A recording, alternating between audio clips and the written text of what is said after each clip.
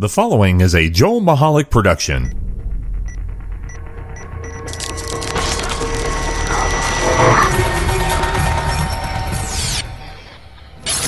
The following episode of the Joel Michalec Show takes place between 8 p.m. and 9 p.m.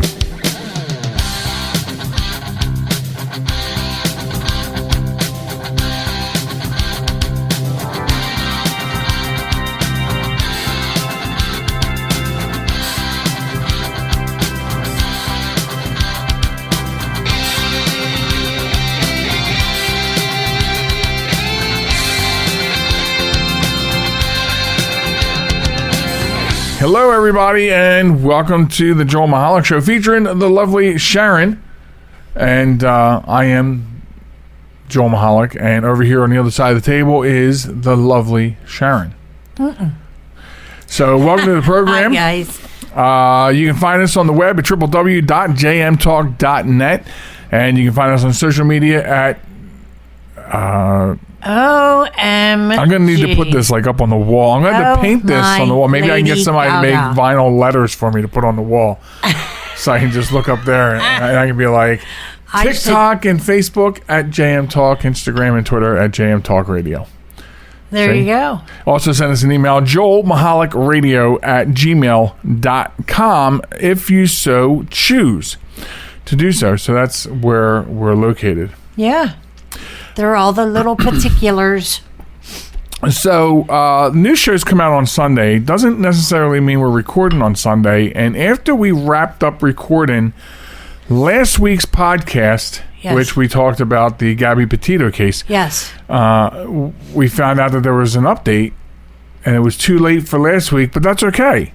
Right, there's always next week. There's always next week. So apparently, what we found out after we wrapped up recording for the program is that a notebook was found by the Denver FBI. Wait a minute. No, Florida, by his body. Denver analyzed it, though. They may have sent it out to the FBI in Denver, but... Wow. I mean, there's an FBI in every state. Absolutely. So anyway, so they found a notebook which was apparently discovered near the body, or the alleged, as you would say, alleged body of Brian Laundrie. And in the notebook, he claimed responsibility for beating and strangling Gabby Petito back in August. Which the parents knew. Right. Back in August. Well, again, you show up without your girlfriend. Fiance. You show up without her. In her car. So with her cards and her money. What's funny is, at least the local police never really marked him as a prime suspect. At least so they said. To us. But in my eyes, the minute you rolled back into town without her, you're a suspect. The minute you walked away from her, right? But I mean, to society, when you arrived back at your parents' house and you did not have her, you're a prime suspect as far as I'm concerned. Exactly. And he wasn't a suspect in anything until the FBI issued a federal warrant for his arrest because he spent $1,000 on her credit card. Right. Post her death. Right. Posthumously. But so here's the other thing that because this is what brought it up last week. I was really driving mad about the fact that nobody was talking and somebody knew something, obviously. Yeah. So if that wasn't bad enough, nobody is facing charges for anything. That's ridiculous. Cases basically need to closed. Go to jail. No, the parents need to go to jail. I would agree that something needs to be done because you can't tell me you knew nothing. Right. There's just too many, like you point out, a lot of inconsistencies. Absolutely. From the time he came home. Yep. So I'm sorry, it doesn't work that way. Somebody knew something, but no. No one's going to get charged. And you can't tell me the fact that the parents have a little in with the politics of Florida, that doesn't play into the fact that there are no charges being held against them. None. Right. You can't tell me. You will not ever convince me. So they do have political connections? They do have political connections, yes. Wow, that I didn't Yes, know. yes. And if you said that, I don't recall you saying that. Yes, I said it, but it's But okay. but we here on this program didn't spend a lot of time on it. No, So. I mean, we didn't because with my memory the way it is, and I don't write things down, to try and remember every single detail about a case is very, very difficult for me. So when we were talking about it, I didn't have anything in front of me. I was just trying to go off of memory. And so there you have it. You know. Also, it's not like we're a true crime podcast, although the thought has crossed my mind. Oh my God, right? The thought has crossed my mind. That would be so. We should do it. We should do it. There's a lot involved in doing that, though. You know what? I know. But And it there's others sounds out so there. fun. It would be fun. And I know this sounds strange because we're saying yeah, this would be fun. You have to realize we found out yesterday. We found out that there was I found out there was a documentary that somebody made on the I-40 killer, which is I didn't Delaware's know there was only. such a thing. Yeah, and that's why I sent you the video, that creepy video, because I'm like, you know what, she doesn't even know. Like, I just found out like a year ago that Delaware only had one serial killer. Yeah. And when I found out there was a documentary, then I went through high and hell water to find an avenue for us to get it and watch it. And last night so that's what we did for enjoyment. We watched a documentary on the I-40 killer here in Delaware. And we do that a lot, you and I. We'll hear about some, or we'll be flipping through Netflix or one of the other channels and see, a true crime documentary, and we're like, oh, and we start watching it, and then we get completely engrossed in it. Right, and we're doing the internet sleuth thing and things like that. Right. But yeah, so just back to this. According to the FBI in Denver, special agent there said all logical investigative steps have been concluded. In this case, the investigation did not identify any other individuals other than Brian Laundrie directly involved in the tragic death of Gabby Petito. You know who else should be held accountable? The Moab Police Department. Oh, well, obviously, because as you said, they let them go. They let him be the victim and her be the aggressor. Yeah, Come on. there's just so much that I stinks bet about they this, including so stupid right now. all the teams, all the hours searching that swamp area, and then it wasn't until the parents said, "Oh, we'll help," and they show up, and right away they find a backpack or a bag or something. Right, and she was carrying a backpack. No cameras around them. She pulls a little something out of her backpack and says, oh, "Look!" And you notice the bag that the father was carrying was completely dry. Right. In an area that was recently flooded. Yeah. Come on. So the FBI did not specify what exactly was in the notebook. However, and this, I don't know if you know this or not, but they found, apparently he had Gabby's phone. Brian Laundrie did. Oh. So he was texting each phone as if Gabby was still alive. I guess in case anybody was going to pull records, they would think that she was still alive. So for some time after she died, POS. sometime after she died, he was making texts between his phone and Petito's phone to try to mislead people into thinking that she was dead, thinking she was still alive. Yeah. Yeah. Wow. I'm sorry. The mother, the father, the son are all pieces of There's something to be said about sugar honey iced tea. There's something to be said about this whole situation that's just ugly to the core. Yeah. Moab Police Department, when we get done here, I'm telling you, I'm going to do a little bit of research, a little bit of internet sleuthing to find out what happened to the Moab Police Department. And those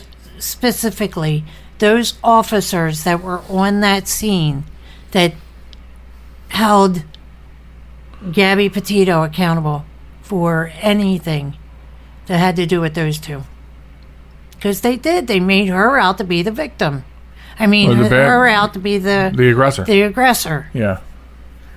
So. And it's so funny because even in that, if they could have done something to permanently separate them, you know what I mean? Yeah. At that point, instead of just a temporary, right. You know, why don't you stay in a hotel tonight? You stay in this hotel, you know, and then you guys can cool off or whatever. They could have done something maybe on a more permanent basis. Well, not really. Well, yeah, I guess the law doesn't allow them to do that, you know. You know, this is not Russia. We do still live in the United States, sort of, but, you know. So, I guess for all intents and practical purposes, the case is closed. So we can stop talking about it from now on. Really? Can we? Can we now? We can still, you know, grind our teeth and, you know, raise our fists. It's just incredible to me that that's it. Yeah. That's it. That's it. Less than a year later. What was it? It's August, September, October, November, December, January. 5 months later. Case is closed. I don't want to hear anything about it. And what about the grieving parents, the grieving family of her? What about how many other people are just like, you know, like, I don't know, have that look like I sort of have, like, wait a minute. Yeah. Let's take a step back. How did you come home without her and your parents know nothing? Right. No one knows nothing. Yeah. What did you tell your parents? The moment after it happened, you were calling your parents, Mommy, Danny, I just and killed her. If you have any fleeting thought that the parents did not know anything, then all you need to do to come to terms with that being the truth is just realize that no one was talking to the press or the police. Yeah. Or if they were talking to the police would come out of the house and have nothing to say. Right. Well. So come on. But the attorney came out and said, I told them not to talk. Yeah, and the attorney must be a piece of work, too. First of all, to tell them not to. All you can do, sir, is advise them. Yeah. Well, he did more than that because he arranged an agreement between both families as to who will get what property. That, you know, like who's going to get the notebook, who's going to get this, who's going to get that. Oh, come on. So he must be some real well-connected and getting a lot of money kind of lawyer because, you know, he's got more involvement. You know who he reminds me? Who he reminds me of, if you've never seen, I know you saw parts of it because I watch it almost every time I come across it, Man on Fire, the remake. Yeah. With Denzel Washington. And, you know, the lawyer in there that was handling the quote-unquote kidnapping, and just the way he was connected to that. Oh, yeah. Every time I think about this issue and this story and this scenario, that lawyer makes me think of Jordan Kalfas, the lawyer from Man on Fire, and just how he was so connected and made so many arrangements that your lawyer just doesn't usually do. Right, exactly. But theirs did. Well. So... I think for a lot of internet podcasters and a lot of internet... That whole family, lawyer, everything to do with them disgust me. Yeah. And, you know, it's not going to be over as far as internet sleuths, internet investigators, internet podcasts. Oh, I know. They're going to stay on this looking for answers. And it's amazing some of the stuff that they turned up. Like when we watched that documentary, I couldn't believe some of the things that people on the internet were turning up. I know. You know? I know. The bottle that was in... The other family, the dash cam. Yeah. Right. That. But...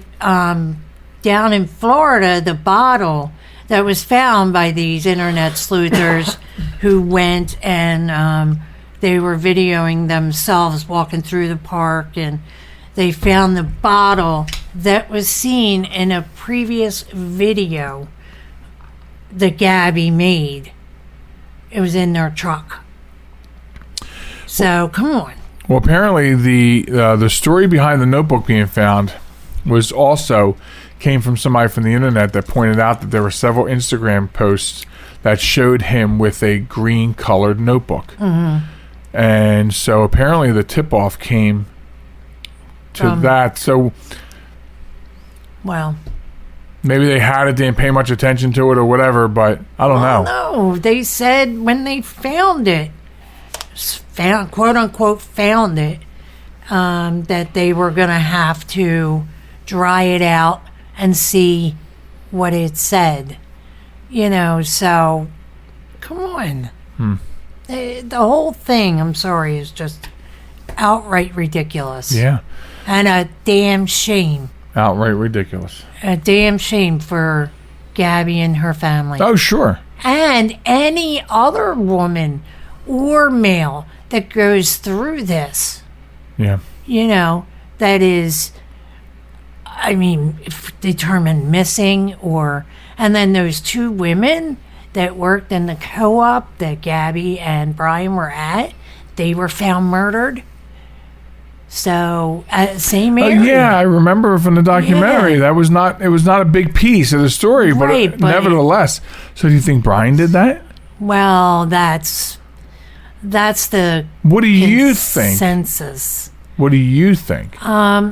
Personally, I don't think he did it, but that's just my opinion. I could be wrong. I was wrong once. No, I was right about that. Never mind. But it is awful suspect. It is. It is also Absolutely. awful suspicious, concerning, everything else about it, and just how, and it just happened along the way there, Yeah. And then with the police, Moab is who stopped. I keep getting confused. Yes, Moab is the one that stopped. Not Florida. Moab's the police department in Arizona or whatever. Yeah. Okay. Over where she was. So the found. fact that there was a problem when they stopped them, so that whole trip could be really interesting. Like, what else might they find out about that entire trip? Yeah. You know what I mean? Yes. It's weird. There's the Pandora's box waiting to be opened potentially. Yeah. Exactly. So you're gonna start sleuthing the Moab Police Department? Yeah, I am. I really am. Remind me. Here, let me write that down for you. Yes, please. I was thinking Moab was the Florida community. No, Moab is out in Moab.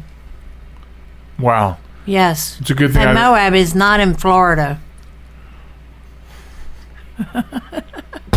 I thought it was. No, you're wrong. Okay, so anyway, we'll have to see if more comes out of that. That's what we have so far at this point. Yeah. But as you said, the case is closed, so the only thing that's going to come out of it is any internet sleuth or... And the reason I say it's closed, they're not saying it's closed, but it's stated that no one's going to be charged for anything. Right. So it's basically, okay, we found him dead. He admitted to killing her. See you later. Bye-bye. Right. Easy peasy, lemon squeezy. They can wrap it up and put it in the file drawer. Right. It doesn't even become a cold case. Right. Exactly. To them, it's a done deal. Yep. And apparently, anyway, we're coming close to the break, and I'm just so angry about the angle of the parents. His parents. That's the thing that just angers me to death. Yes.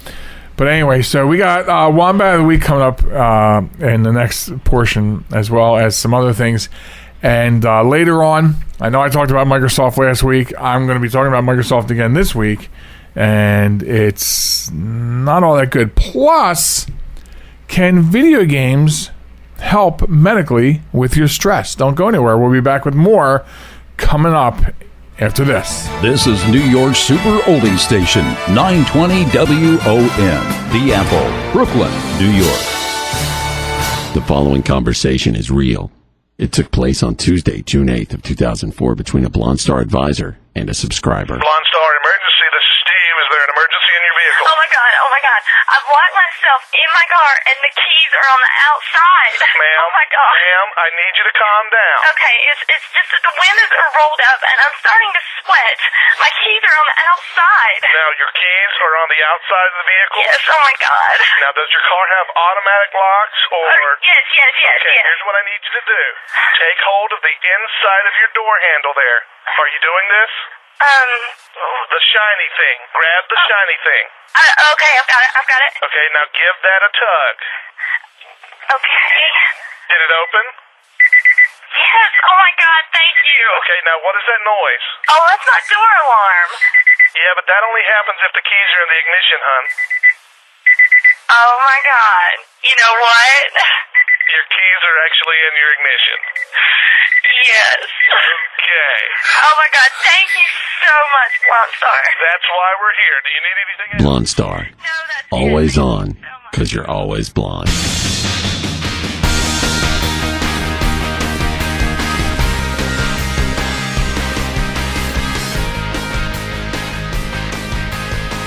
Welcome back to the show, folks. It's the Joel Michalec Show featuring the lovely Sharen. Thanks for joining us on what, if you're keeping track, would be known as Show 158. You're looking at the sound floor. You're doing fine. Okay, no, I'm just making sure. No, because what you see here would be bleed over from me getting into your mic from over here, okay. which is normal. Okay. But if we stayed silent, but we can't do it for long. If we stayed silent, the floor is like empty, so it works. Okay. Just we're moving our mics around. Okay, so here's a real problem these days: inflation.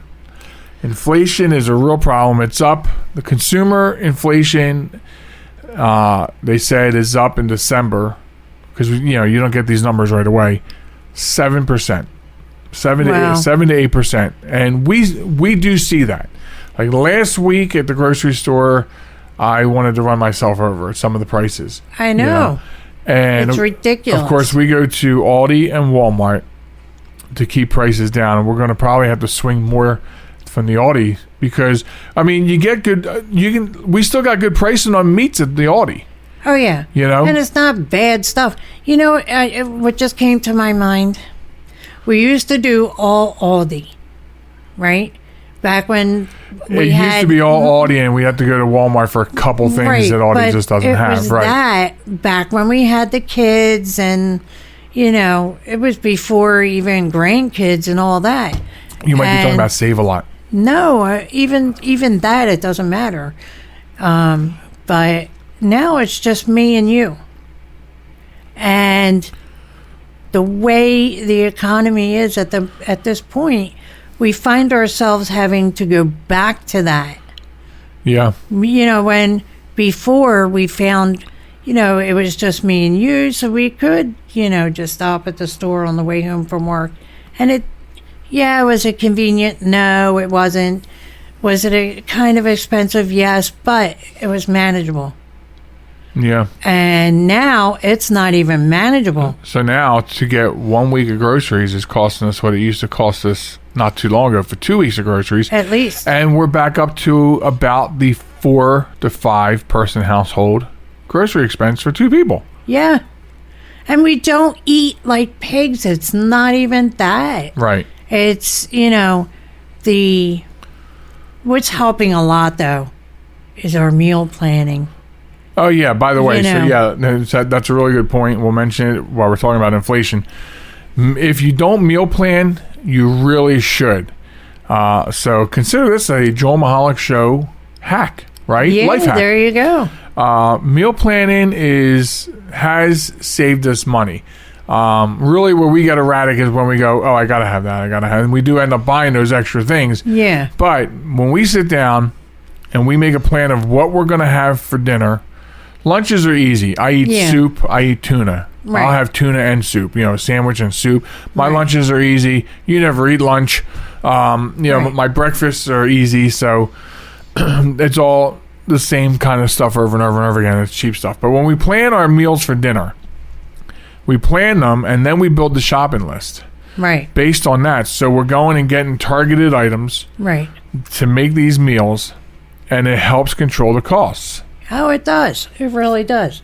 Instead of walking into a grocery store unplanned, not knowing exactly what you're going to buy, and saying, going by what you see a roast and you're like, oh, I could do this one night. Or, without realizing you got the roast, but did you get everything else? Right. That goes with that roast? That's what I'm talking about. You just walk into the store and Don't even go shopping hungry. Yeah, that's another mistake. It's a big, big mistake. Because if you're hungry, everything you see, you want. Everything you see, you're in the mood for. So I went to the dollar store this week because we needed toothpaste and mouthwash, and I'm like, well, I'll run over to the dollar store and grab them. Right. And the mouthwash, this is Dollar General, was like $5. Oh, I know. Which is insane. Yeah. And then the 2-pack of Crest was still affordable, but it was up about almost $1, I would say. At least. So, and then a couple weeks ago we had lunch meat for dinner one night. Mm-hmm. And I don't know when we'll do that again. The prices at the deli are up like $2 a pound across the board. Absolutely. And that's on sale. It's so. Yeah. So there's a big story that came out in the Washington Post last week, and it has to do with the fact that companies did a lot in the last year or two with COVID to try to make sure that, when you usually get raises, you really get garbage raises. You really do. I get garbage raises every year. I'm not even afraid to admit it. Right. And so they call it cost of living increase. Right. And we're lucky if we get 2%. But in the last year or two, every other company but mine has been doing things to give larger increases because they wanted to reward employees that stayed, make sure that because with the shortages and the backlog, we say it all the time. What's the word about all the shipping stoppages and oh my goodness, production, supply chain issues. Yes, supply chain issues. Yes. So they got a good wage for the inflation. Well, the inflation has gone up to the point where it is essentially erased these kinds of increases. Absolutely. The increase you got last year means nothing now because inflation is taking it from you. Yep. And I'm at the point now. Let's go, Brandon. I'm at the point now where I just don't understand anymore what the holdup is. I don't want to hear shortages. Right. I think we're beyond the pandemic thing. In fact, I saw my cardiologist this week. He thinks it's going to be over by summer. Oh, really? Pretty interesting for a doctor to tell you that. Yeah. But it's you can't use this excuse forever. I think people are starting to wisen up. Oh, so sure. What's really the problem with getting the shipping containers in? I don't know what's going on in Canada. I heard that thousands of truck drivers were fired in Canada. Apparently the truck drivers are controlled by the government because the prime minister did this. So I don't know what's going on up there, but wow.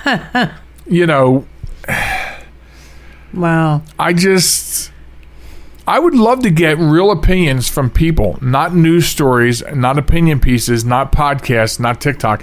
I would love to hear from people in other parts of the world to find out if they're having these problems, if they're having supply chain problems. I'm not a conspiracy theorist, but I just sometimes feel like, there was a point in time in the past year or so, 2 years, that this happened. And I just don't know if I can relate it all in my mind to the pandemic. I don't. I am so tired of hearing, well, we don't have it because of the pandemic, because people don't want to work. So we have to cut our hours and not be open on a weekend. It doesn't matter that we're a pharmacy whom people that work throughout the week depend on a pharmacy to be open on the weekend. Yeah. And they're not. And they blame it on the fact that nobody wants to work. Now, why does nobody want to work? Because in the beginning of the pandemic, anybody that was not working could apply for unemployment benefits and get an additional $650 a week. Yeah, but even But that just put that little seed in people's heads. But even that's gone. Even that's I long get it gone that at it's this point. gone. It's gone, yes. But it put the seed in people's heads. And now it's grown into a full-blown tree. And people were like, well, hey, government said I didn't need to work. Pandemic's out there. I don't need to work. Who cares? Well, they'll also be the ones that take it to that extreme. Will also be the ones that are losing their houses and their families are getting thrown out in the street. And sympathy only goes so far. Right. You know what I mean? And now you cannot pass by a business without a sign that says "Help Wanted." Right. And that's pathetic because nobody will work. That is correct. And and everything's gone up. I mean, my student loans went up, which I'll be paying for until, our great grandchildren die. They'll be paying for it. But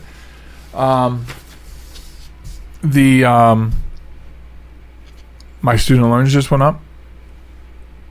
Our housing's about to go up because our homeowners insurance went up. Our homeowners insurance only went up because inflation. The exact percent that our homeowners insurance went up is the exact amount of inflation, the same percentage as inflation, because the amount to rebuild our house has gone up by that inflated cost of materials. Yep.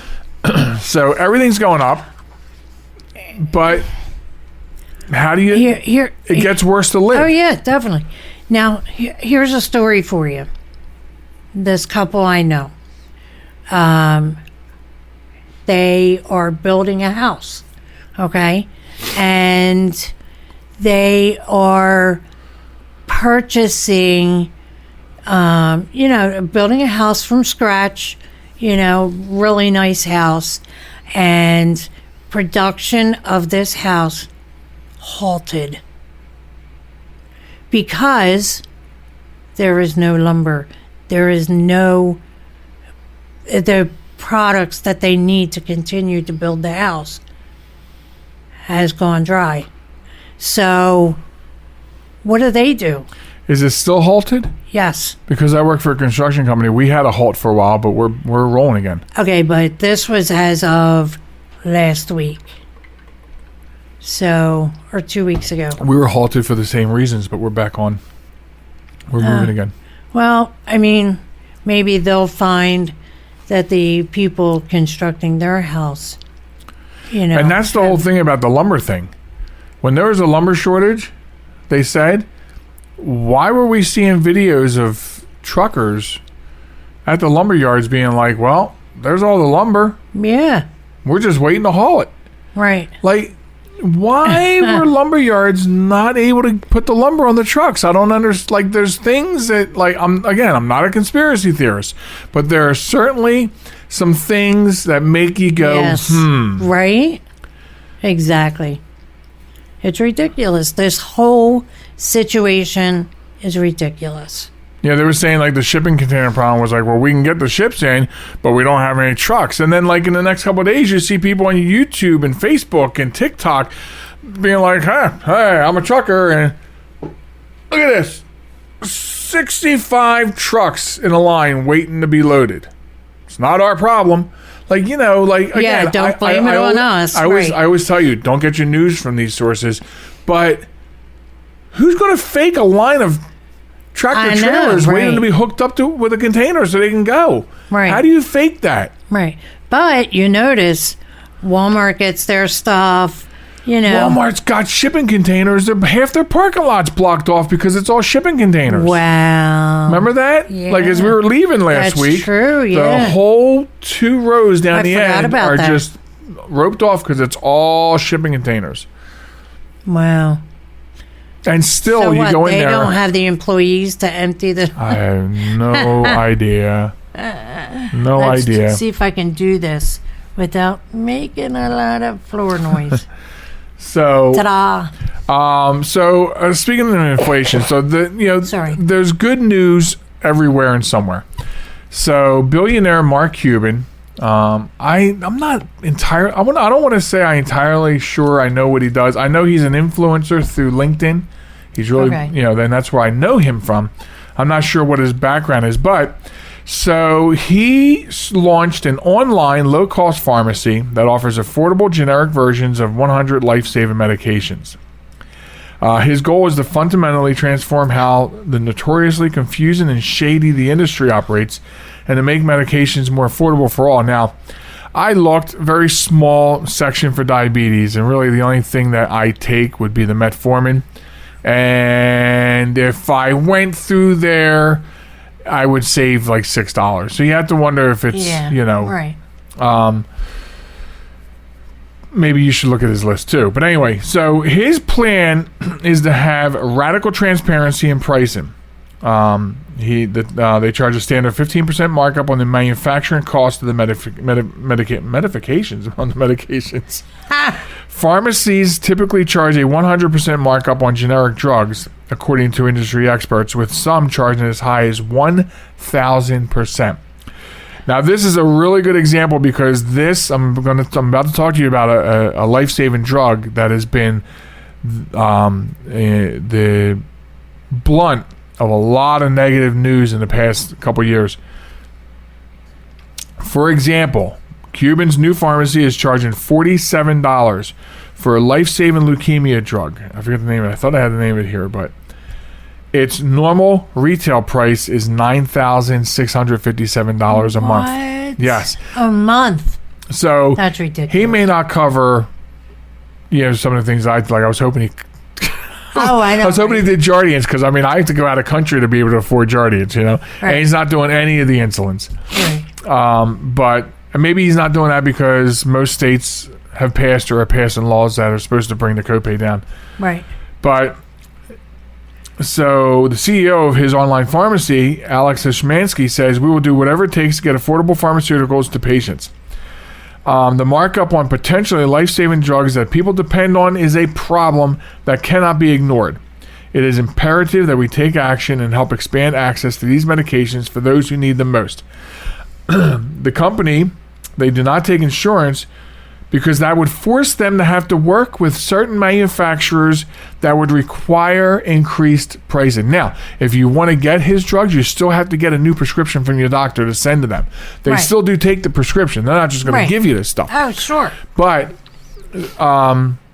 they won't work. Like, you can't say, "Well, here's my insurance card." This is bottom line pricing. Right? I wouldn't mind paying $47 for a life-saving leukemia drug. Right. I think I could scrape up $47 for that. Yeah. Versus $9,600, absolutely. Right, exactly. So what I find interesting about this story is, because I know Amazon's been wanting to get into the pharmaceutical business, and I wonder two things. What does this do for other online retailers that want to get into it, like Amazon? What does this also do does this do any damage, or how does the pharmaceutical community get into damage control on something like that, the pharmaceutical industry? Right. Because remember, it's better to have you for a lifetime making you take pills than it is to actually solve your problem. Right. So, I don't know. It's weird. I'm moving it all around. It's a bump under my skin in my hand, but I'm able to move it like usually. Well, move it all the way up to your finger and then pop it out. Well, that's what.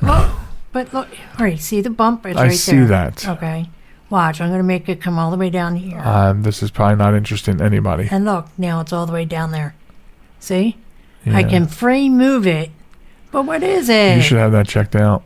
It's creepy. That is. Okay, so... I'm sorry, guys. Anyway, I guess we'll let her go so she can play with the bump in her hand.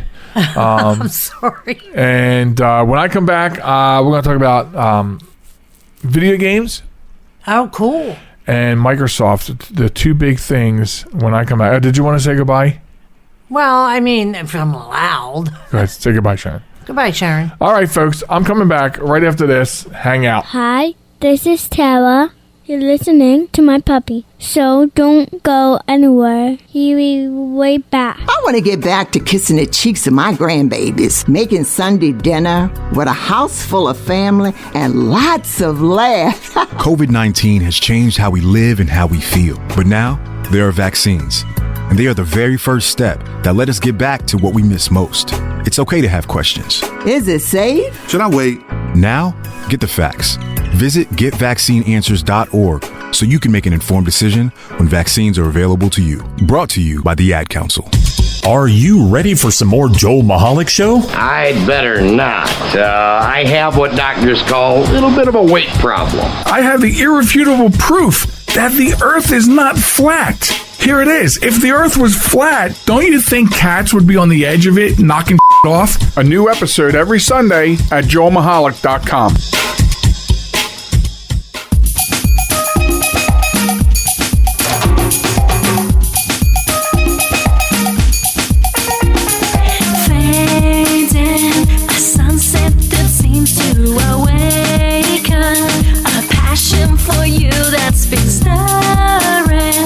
Kissing so hot in the breeze.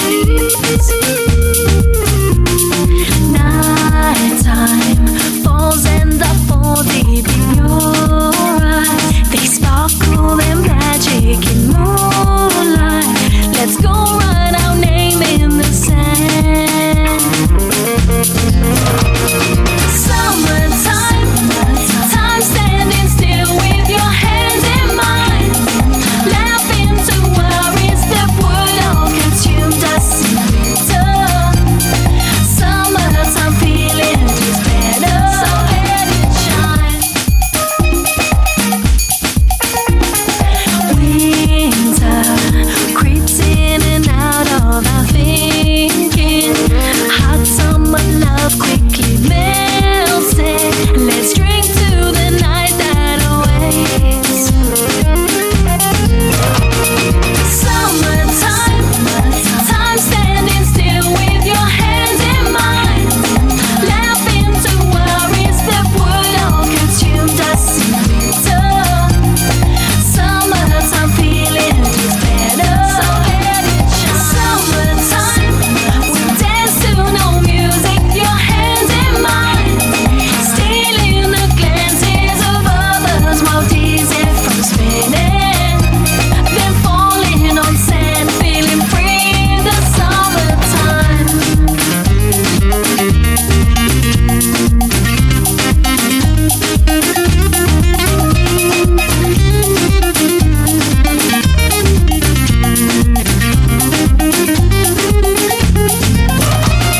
Summertime, time standing still with your hands in mine. Laughing to worries that would all consume us in winter. Summertime feeling is better, so let it shine. Summertime, we dance to no music, your hands in mine. Stealing the glances of others while teasing from kissing. Then falling on sand, feeling free in the summertime. Welcome back to the show, folks. It's the Joel Michalec Show featuring the lovely Sharen. And what you just heard there was Vicky Jones, and the song's called Summertime. Figure what the hey, play that since we're all suffering in snow and sub-zero degree temperatures. And we want it to be warm, dang it. So anyway, so there it is. The lovely Sharen has taken leave, and it's left to you and I to finish this up.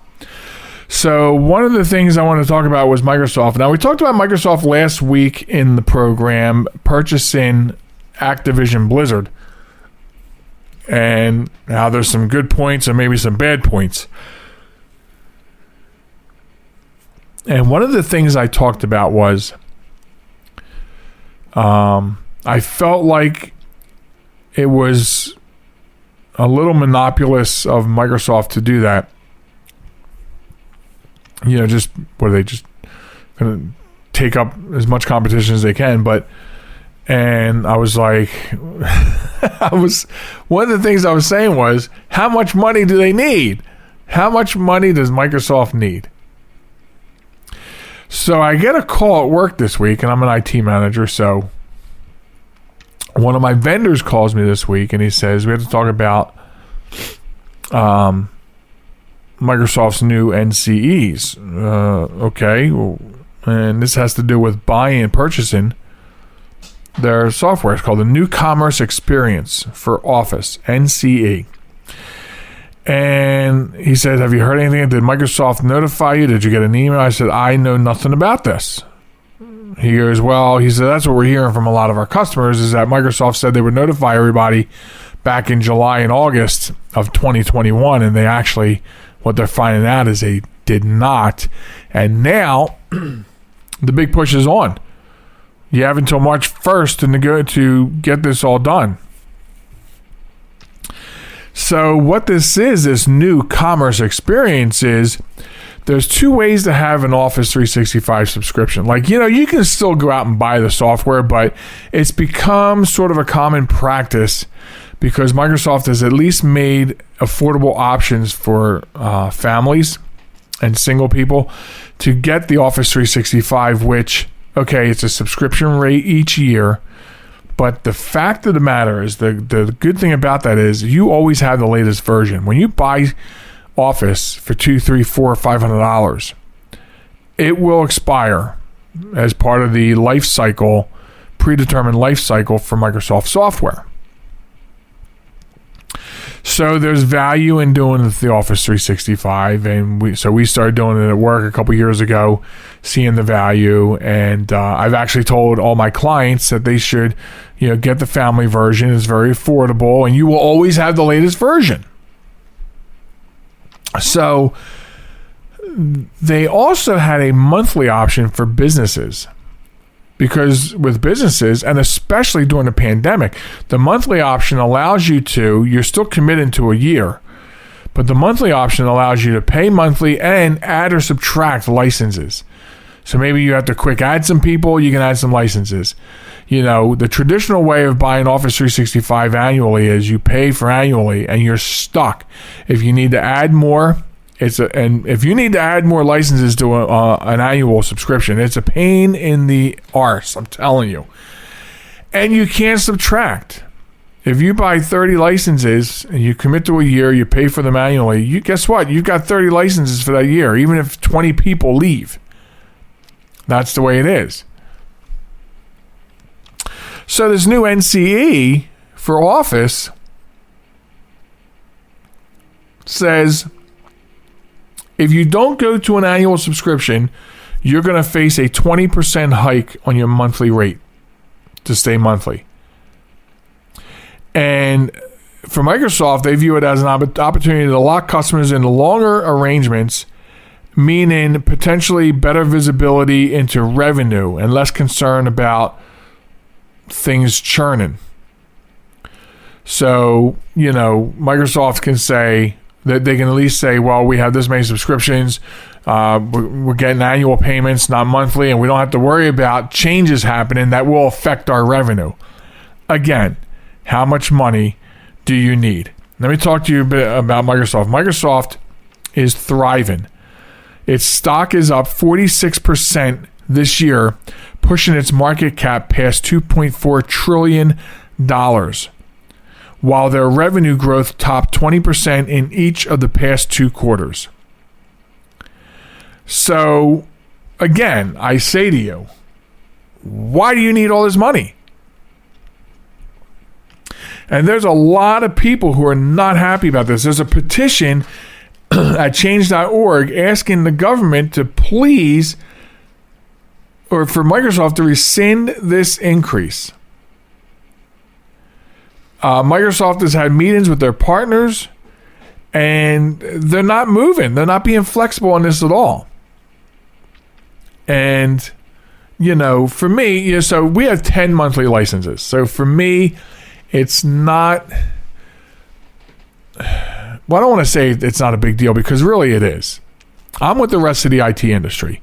It is a nightmare. Okay? Sure, it doesn't affect us much, but it could have.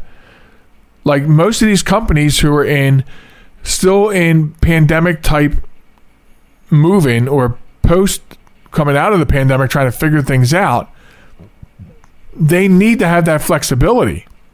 And what Microsoft does know is they're really the only game in town when it comes to Office. Their strongest competitor is Google Apps. That's their strongest competitor. And it's free. And of course, for everybody. But if you get Google for Business, you get some more features. But here's the problem with Google Apps. Google Apps is great. But as in my opinion, their Google Sheets, which is the Excel program, does not fully qualify as Microsoft Excel does. If they could get that figured out, they could give Microsoft a run for that 46%. Because I don't even know why Microsoft still has such a large share in email, because last year or the year before, if you remember, I want to say last year, it was 2021, when that big problem came out with hackers and the Exchange servers and how bad that was. And when you're using Microsoft Exchange, you still need to have whitelists and blacklists. You still have, when I had to do that with regular pop email before at work, we went to Google Apps. Before going to Google Apps, that was a full-time job trying to monitor the spam lists, the blocking lists. When we went to Google Mail, it's called G Suite. Or no, now it's called Google Workspace. They keep changing the name.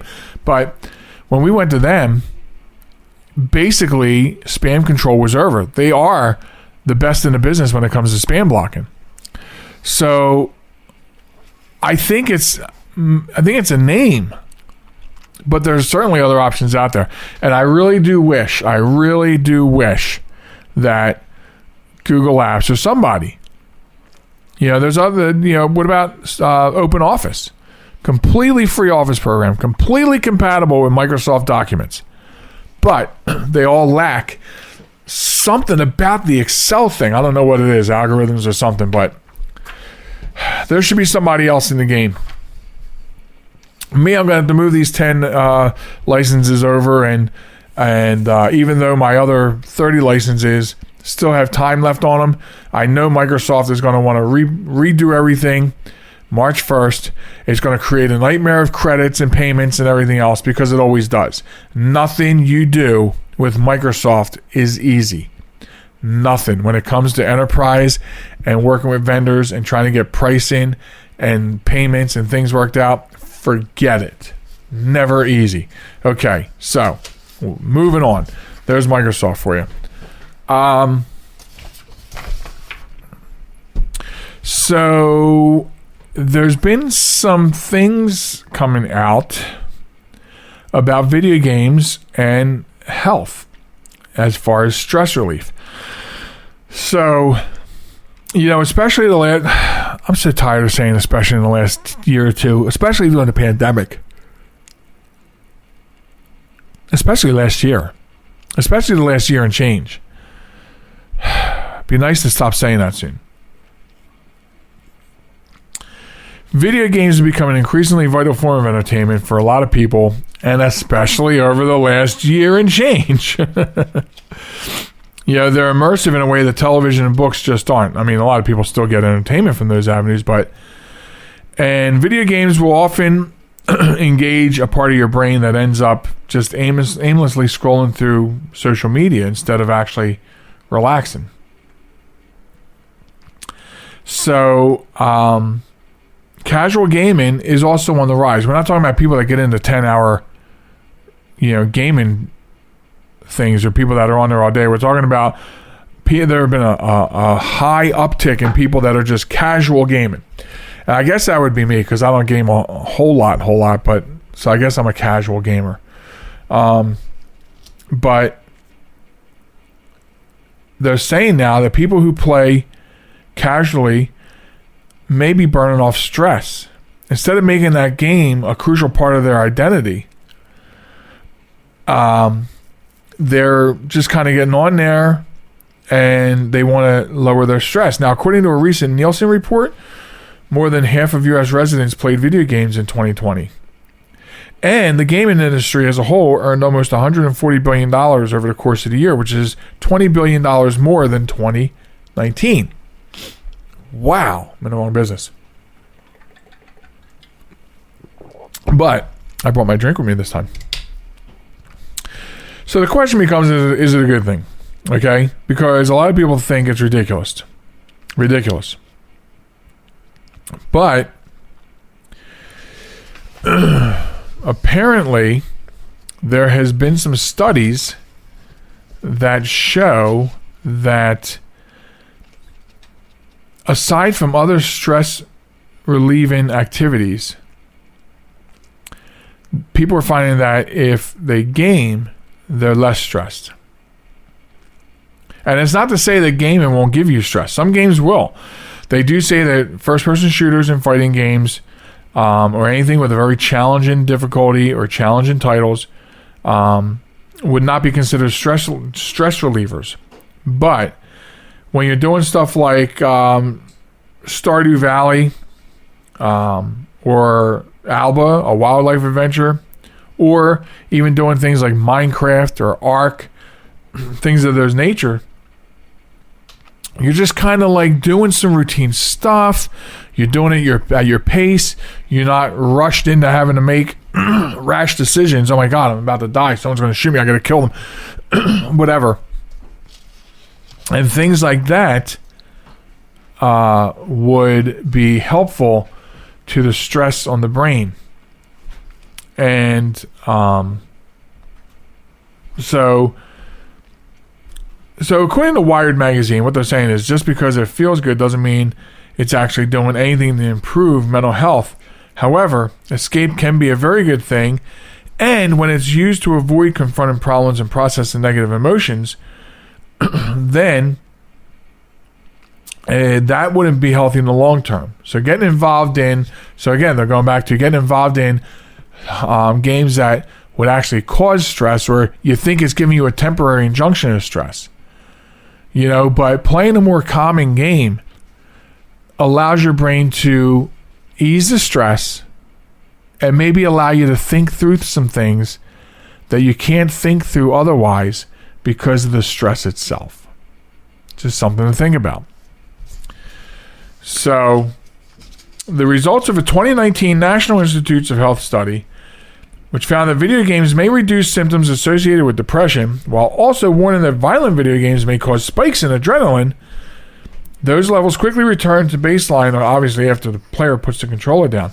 But more recently, a study published in a peer-reviewed journal called the Royal Society Open Science found a small positive relationship between gameplay and active well-being for gamers playing some things like Animal Crossing and Plants vs. Zombies. Okay? So, one other study, a peer-reviewed journal, Games for Health, focuses closely on these topics. And in a recent paper, they collected the findings of several reports focusing on the effects of simple, easy-to-use, casual video games.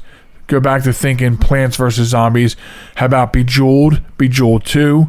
The casual video games and their effects on stress, anxiety, and overall mental health being positive. Of the 13 studies reviewed, 12 showed positive outcomes for those games. And the paper concludes, all studies that examined mood and stress noted significant improvements when compared with a passive break, surfing the web, or a relaxing activity. So, I guess what they're saying is, hey, maybe not shooter games, but a nice relaxing game could be good for your mental health. Think about that. And obviously people have, because the uptick in casual gaming over the past year has been crazy, and lucrative for the gaming community.